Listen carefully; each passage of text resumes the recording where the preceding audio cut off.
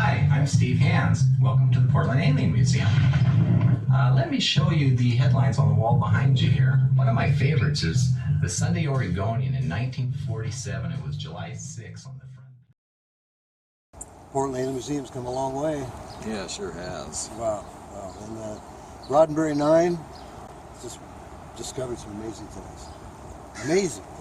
Now that we know that we're making contact with alien intelligence, and now that we know we're building the brain of the universe, what's the next step? What do we do now? You know, you're creating a framework right now, and the mind is, like you like to talk about the mind of God in a sense. Yeah. We're just at the framework, the initial beginnings of it, and I think the more contacts you're able to make, the more you're able to fill out this framework. I think so too. I mean, probably our first task is the diffusion here on our planet, and then get the other intelligences involved and get them involved. I'm thinking that if it came to us, it has come to others as well, other intelligences. There may be already a network we can plug into. Probably right. It's hard for me to imagine beyond this world, you know. And so when you start talking about other worlds and dimensions, I gotta like go beyond what I'm used to, you know. So it's just another way of thinking, but I think you're on the right track on this thing. Well, it's I mean, it fits my theology. The immature, the infant God who comes to consciousness. Well, how does he come to consciousness? There has to be a will built in. I mean, we're part of that will, and we need to make these contacts and raise the will so the whole universe becomes self-conscious. The first funeral I went to was my grandmother's. It was open casket. There was a fly. I'm not going to go any further. I'm just going to say that I have a problem with that, okay? Since then, I've probably terminated well over 7,500 flies. Now, you asked for documentation, I'm not going to give it. But I can tell, I think you can tell just by my seriousness, by my conviction, my true will for fly termination. That's 3 crosses in the year. That's 3 crosses for the 30,000 slain. That's 30,000 slain flies in the last year. I'm a progenitor. I'm a saint for the anti-fly. No, not at all. No, I haven't. No, I haven't heard a thing. I have no idea. It could be anywhere. You hear that? You couldn't hear, but there was gunshots in the distance. But I have no idea where it can be. Look, I'm gonna have to call you back. I'm gonna have to call you back because I have no idea. What?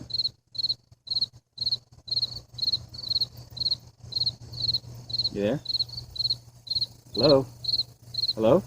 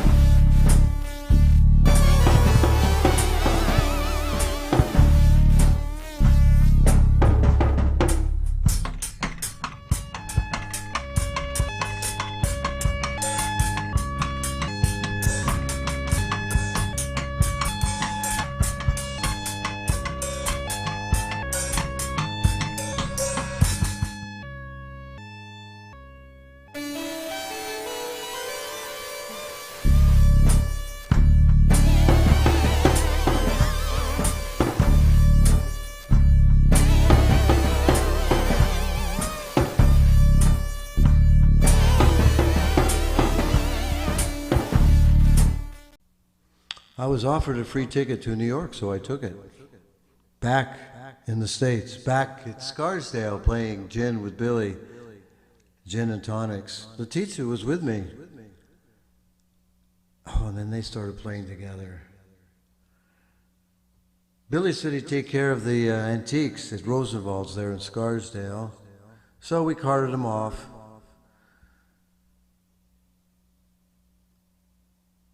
They started playing gin all night long. Finally, we had to get out of there. There was something exploded, and we hitchhiked out of there. Took a train to Philadelphia and hitchhiked south. Oh, we were south, somewhere in northern Alabama. Got picked up by two crazies, just been left out of the penitentiary. We escaped. Running through the fields. And then buses through Mexico, Mazatlan. That's where she found the whip. And more buses. A gas station in the middle of nowhere, a small TV.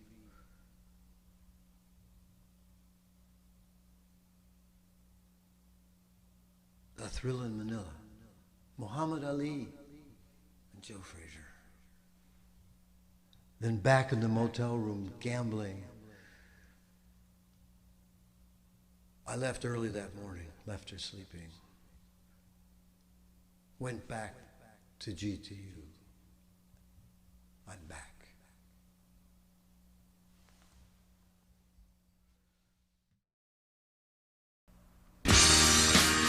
Just another crazy guy.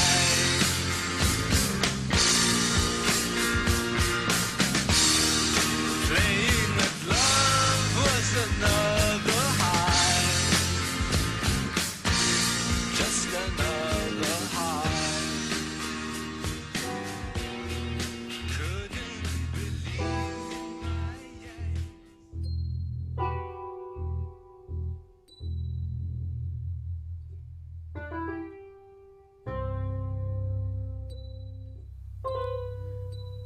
The Prodigal Son.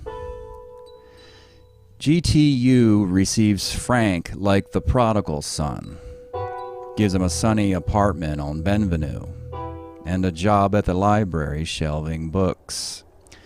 The new department chairman accepts his radical theological study of Andy Warhol as a dissertation topic.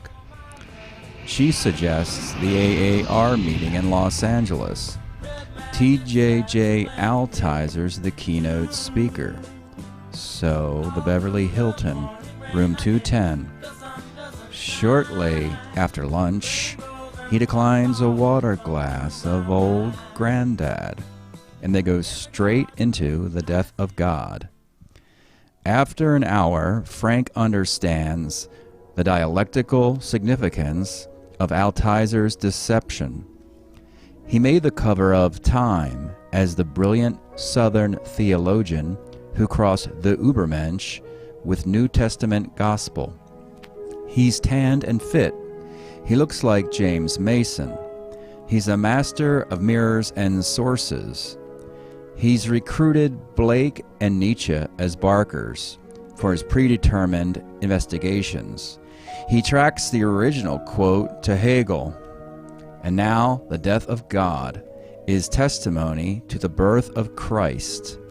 It's the unification of transcendence and immanence.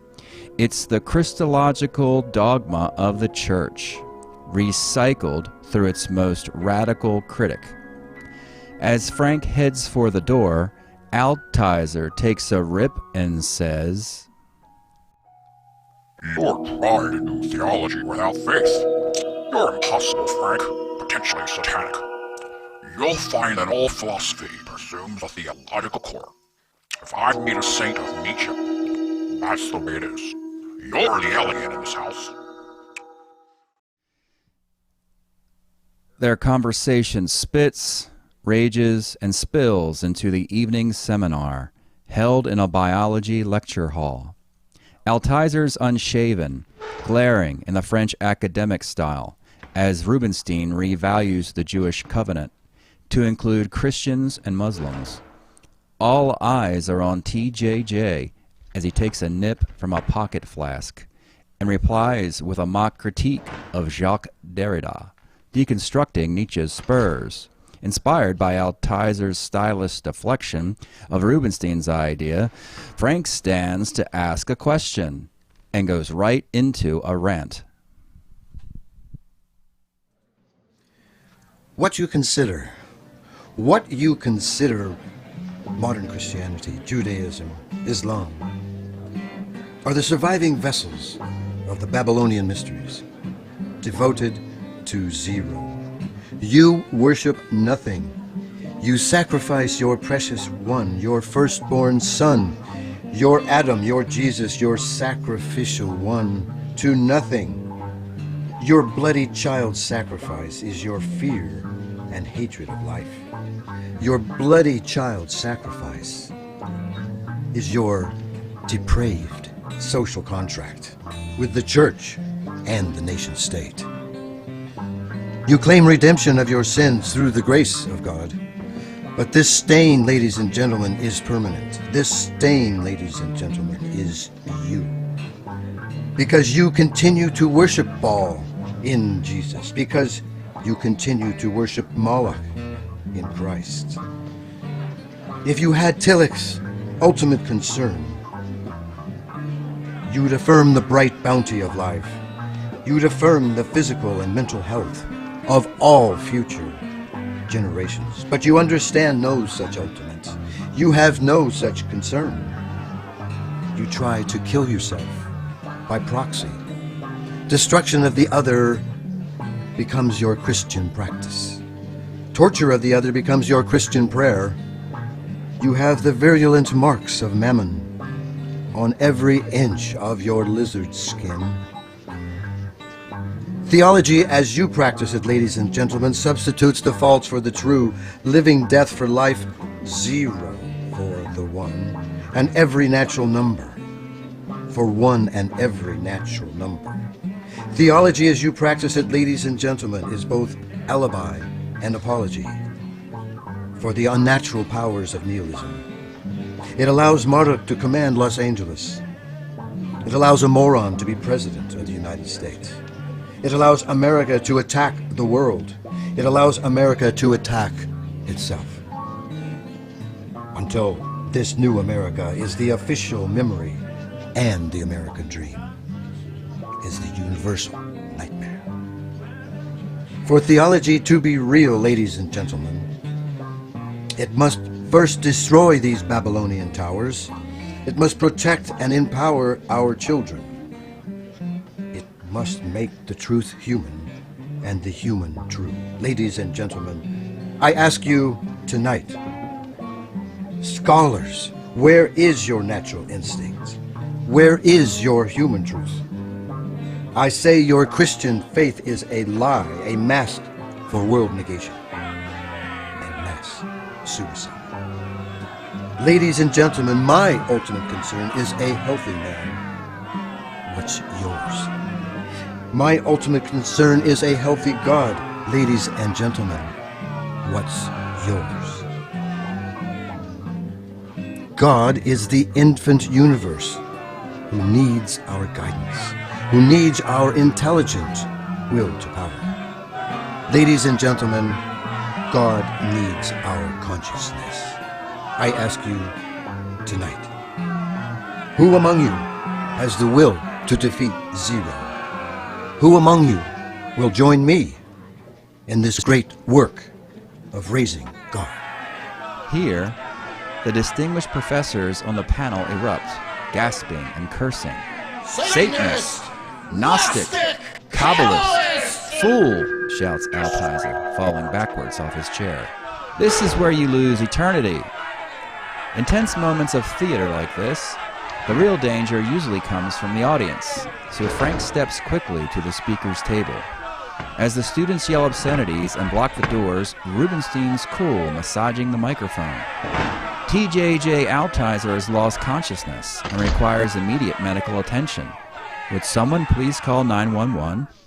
His ploy works, and when the emergency team arrives, Frank escapes, carrying the stretcher.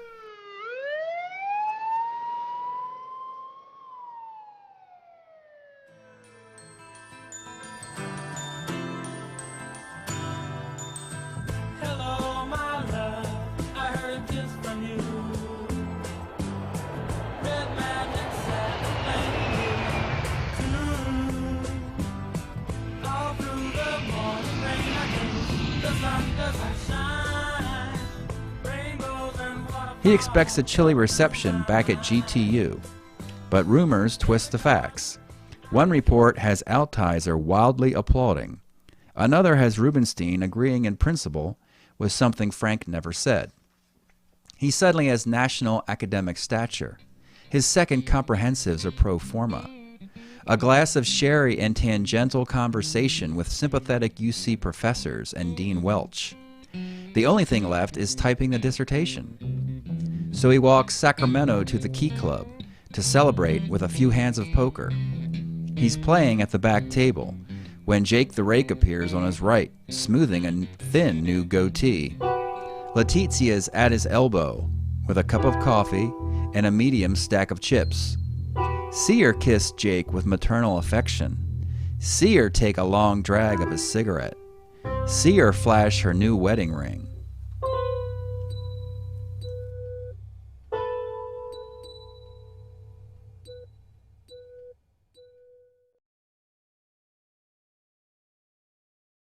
There has to be a will built in. I mean, we're part of that will, and we need to make these contacts and raise the will so the whole universe becomes self-conscious.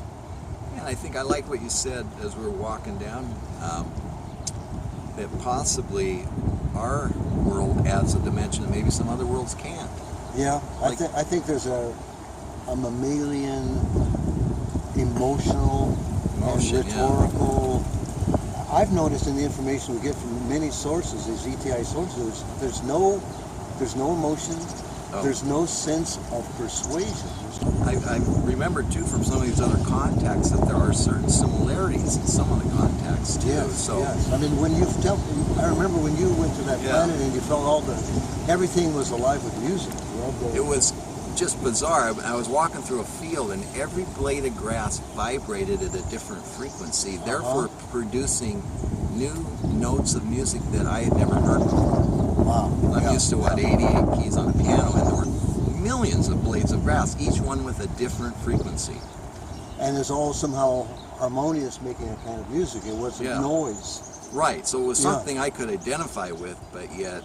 And there's an analogy there. I mean, I visited this planet where, it was an algae planet, and it was all about music, and it knew nothing about, remember the lens. Like it knew about music, and what is looking, and it became, just in an instant, it became a lens. Yeah, that's right. So that contact, I mean, that ability to transform yourself. So, I mean, we're just tapped into something. I think we're tapped into the biggest story ever.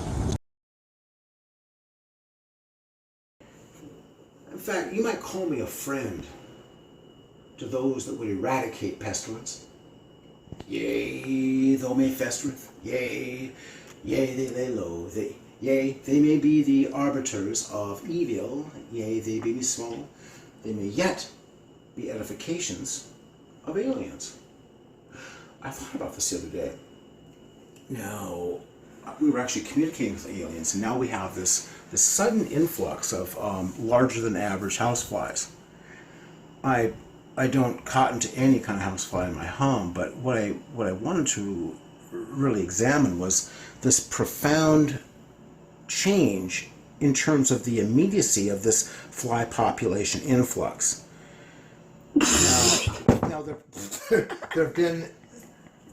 have been some magical workings performed with it. My producer is starting to pass out. I'm going to try to hang with you. This is Henry Pinth Cornell for Shock Theater, and I'm going to hang with you. No, I was here the other day. There was nothing there then.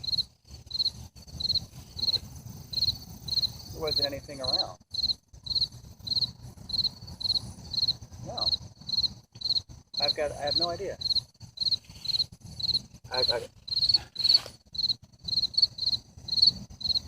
No? Oh, wait. Yeah, it looks like there's a bunch of towers to the west. Hold on. Look, I gotta call you back, alright?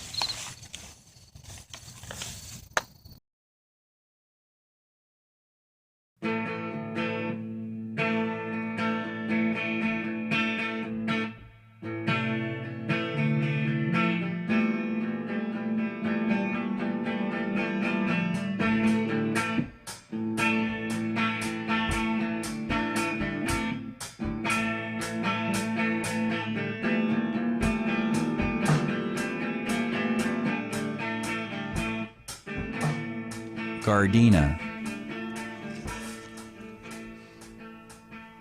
After swimming all night with electric dolphins, he's watching the T-steep, hot to do it again, when Letitia yawns in from the bedroom, trailing a yellow Chinese slip. It's just a thought, he says, something that popped up in the kaleidoscope of possibilities. Tomorrow is Halloween. Let's go down to Gardena and play a few hands. Sure. How much cash can you raise? They hit Wells Fargo in the morning, a Persian buffet on Telegraph, return for a romp in bed, and their midnight at the airport, waiting for the red-eye to L.A. He doesn't mention Jake. She doesn't mention Mexico. They take a taxi to the Rainbow Club. They're playing 5-10 draw, touching each other, mind to mind. The stacks of striped chips reflecting exciting new emotions and accelerating new respect. They're using Sklansky's poker theory to analyze key hands. They're in the Delmonico Motel, throwing big fists of cash at the blue tulip wallpaper. They win 31 nights in a row. They never get an apartment. They never open a bank account. They never get a car. They walk the Gardena streets with wads of $100 bills stuffed in their Justin cowboy boots. They bounce from motel to motel, thinking of new ways to hypnotize fish and play shills against the house. They can eat 3 dinners at once, or nothing for days, if the action is good. They're playing 10-20 draw with sharks and drunken winners. They've come to know each other better than man should know woman or woman man. Frank can tell by the curl of her smoke across the room if Letitia's bluffing, and she's instantly there, massaging his neck and shoulders after a bad beat. Halloween is Thanksgiving, Christmas, New Year's Day, Easter.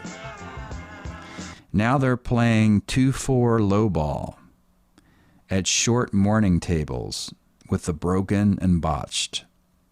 They're sleeping in the city park, covering the pyramid with blue plastic sheets, when Calvin and another Korean pimp appear like turkey vultures on the slide. A couple of tricks can make a big difference, honey. Couple of tricks. Big difference, honey. Letitia's listening. So Frank buys a King George penny at Gardena Coin and Gun, fakes the flip, and they take the next red-eye back to Berkeley.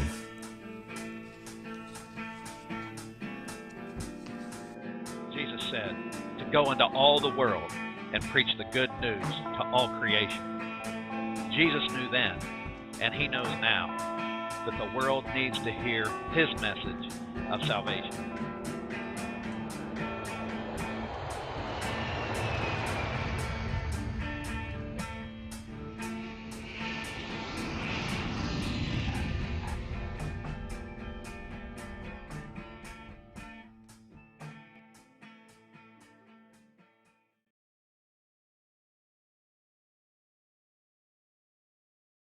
I mean, that ability to transform yourself. So, I mean, it's we're just tapped into some. I think we're tapped into the biggest story ever. Because you put the thought out, and within seconds it morphed into your thought. And it had taken my thought and transformed itself into what it needed, what it wanted. So that's pretty powerful. That can be done in every aspect of what we're thinking about. I mean, just if you can think it and it becomes. It makes, you know, it takes contact with alien intelligence way out of just a curiosity Hollywood frame into our task as humans. What can we contribute to the overall growth of the universe? And what, I mean, it's, I mean, we're really bringing God to self-consciousness. It's astounding. If we can add just a little bit to that. And I like that idea that we can actually contribute in some way. Sometimes we just think we're walking around spinning our wheels. Right, we live, we die, we know, we work. What was it all about? What was it all about? Yeah, but now maybe we're on to something that may provide some new mysteries, some new solutions. Yeah. And definitely a lot of interest in adventure. And who doesn't like to travel? That's right. In light of the recent infestation, or I won't say infestation, but the fact that I've killed more than 8 large husky flies, they're quarter pounders. in the last hour or so, and I'm serious. Now, I can go on and on about my fly killing skills, but what I'm really going to want to say is, don't you ever bring a fly into my home. Don't you ever reach across my food either. You know what I'm saying? Now, listen, I'm going to have some conversating with you right now about a couple things, and one thing is for Satan. I'll tolerate only a few aspects of the dispensation regarding anti-hygienics, but I will not tolerate any sort of a buzz fly or a horse fly or a house fly, any kind of fly around the home. And I think I've made that very clear. I think my son talked to you earlier. He's a very passionate like myself. Now, wait a minute. Wait, I just had a message. Something came through from my constituents here who are in the Norant colony. I mentioned that earlier. I do have insect divine friends, not unlike your totemic guys. I have insects, crabs. Just kidding. I got that in Vietnam. You know, but anyway, nothing a little raid and some lemon can't get rid of. Speaking of that, if you're ever in Mexico and you want a cheap STD test, if you're a man, this is what I recommend. Just have a penny in your pocket and a lemon. And so what you do, if you find that slut wants to get about $20, what you do is you immediately cram that penny right up into that soft part there, and then immediately put that lemon over the top of it. If she screams like hell and is in horrible pain, she has something going on. You want to get the hell out of there. That's your cheap STD lesson for the night. That's $15. Send it to me, PayPal. I'm out of here tonight. God dang, Lord of the Flies.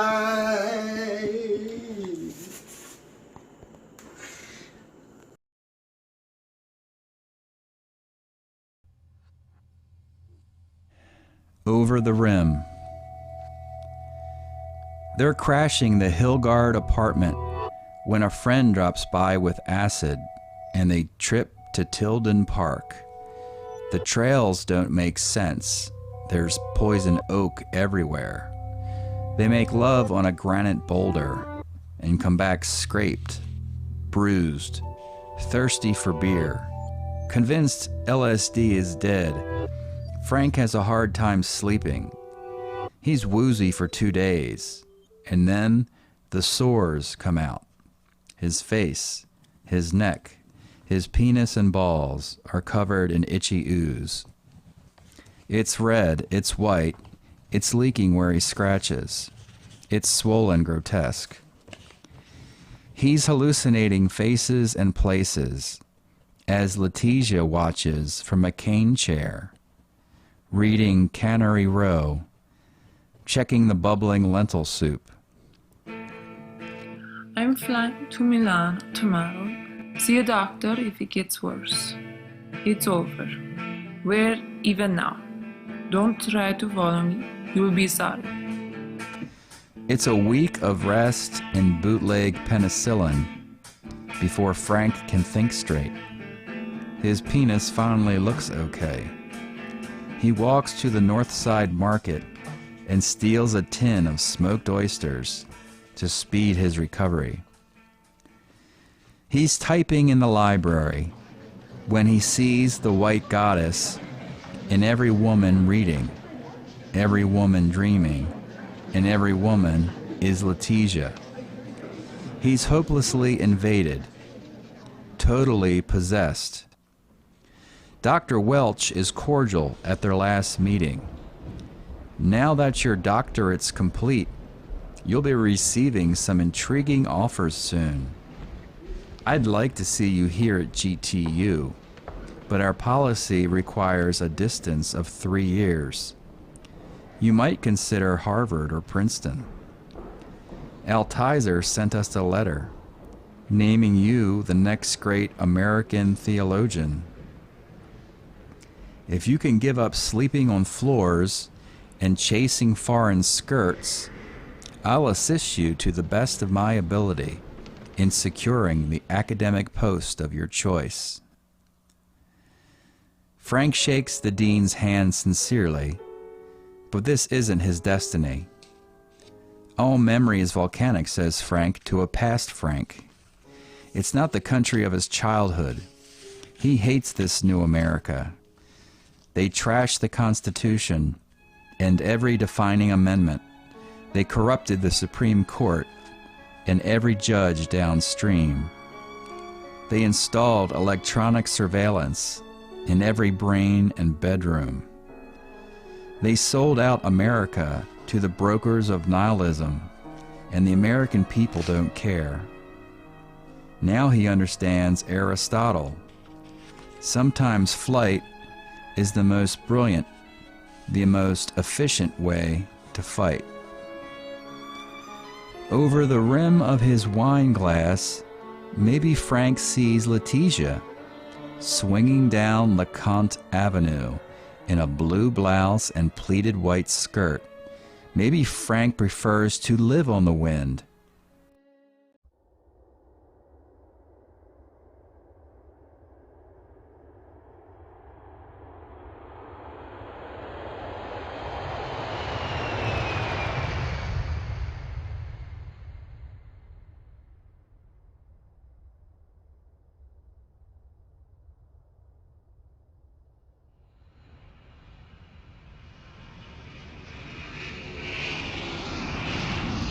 He excuses himself from the conversation on academic chairs, lands at Milano Malpensa, and devotes the long bus ride to details of the hunt.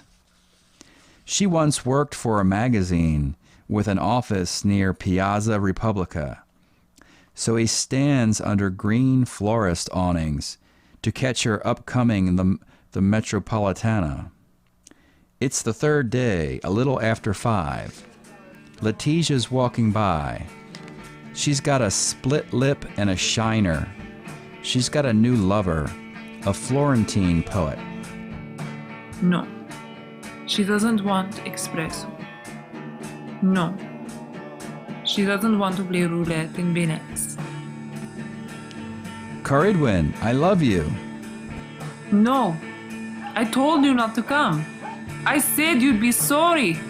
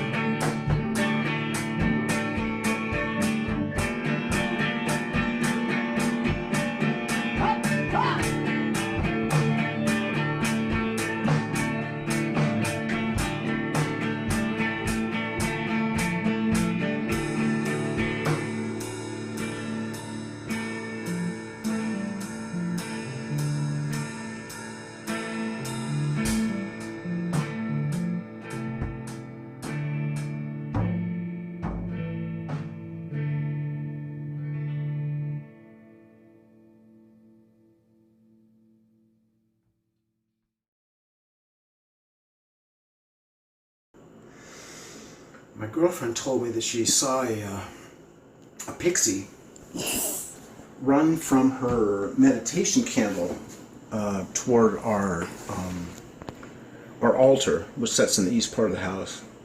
A pretty freaking cool altar. We're going to pan over here so you can take a look at it. So what she was telling me was, and we'll just come right over this way. So Angel Baby was meditating, and then what happened was she said that about a 8 to 9 inch, it was a person, she detected it as being female, but it was a hooded small creature, left the candle from approximately mid-carpet, it was about 12 feet away, and went straight down toward the Aphrodite side of the altar, the Venus side, the female side for sure, and went straight up to a really cool, I've had this for years, it's just a beautiful, so you can see that is from California. That's a beautiful shell with all sorts of, beautiful goddess pieces in it. And the goddess is of the waters, this is of Aphrodite. So what this is expressing, what she saw was a manifestation of the goddess, and it ran and literally laid down in this beautiful, beautiful bowl, which sits on the north side, or the goddess side of the altar. We can pan across, and I'll just let you know a little bit more about what's going on in this beautiful, I got called traditional Greek type altar. So we have the divine male, which sits for me as Apollo or Zeus, and Jupiter, of course. He manifests all those things that are male. He wears the fourth seal of Jupiter. Any manifestations with malachite, the bear's tooth, the smoky quartz, and the jade ring. Now, this ring, I'll be wearing that this Thursday night. When I gamble, and I gamble on the day of Jupiter and on the hour of Jupiter, and the winnings come in like hotcakes. Money, money, come to me in abundance 3 times 3. Hurting none on its way, helping all on its way.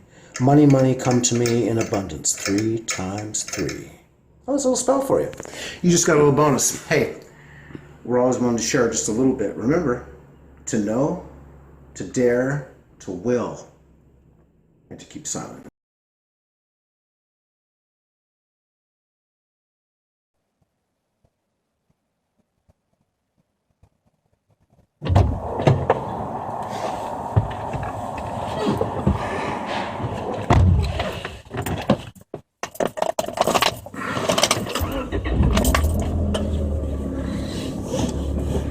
Let's see what we got today in the magic jar, huh?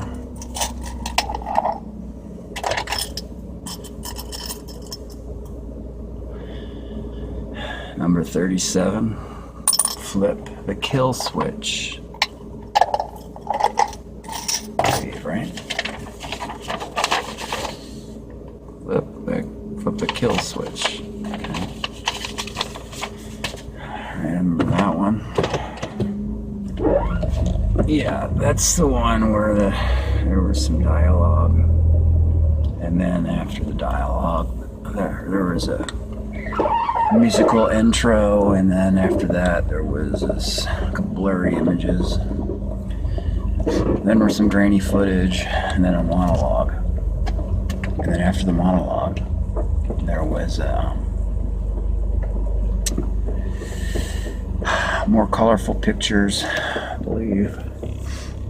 Then there was a denouement, some more elements of stress, and then more talking. No, I don't think I got that right, do I? Nah, then there was more pictures. Then there was this fade out. Then this crossfade of some type, I believe. That's right. No, that's not right. I'm thinking the wrong one. No, it wasn't that. Then there was some more music, some backing music, and then there was another monologue. No. I think I've got that one all wrong, actually. Let me try another one. Let's try another one. Let's see here.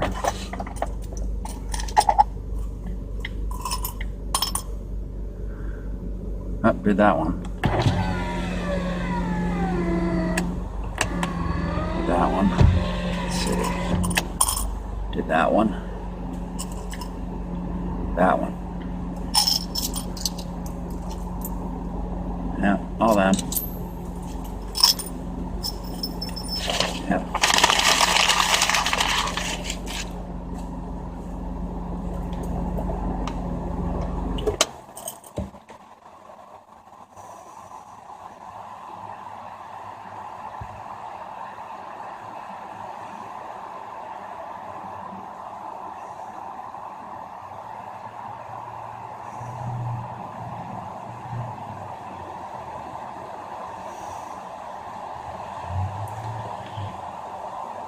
You won't find me.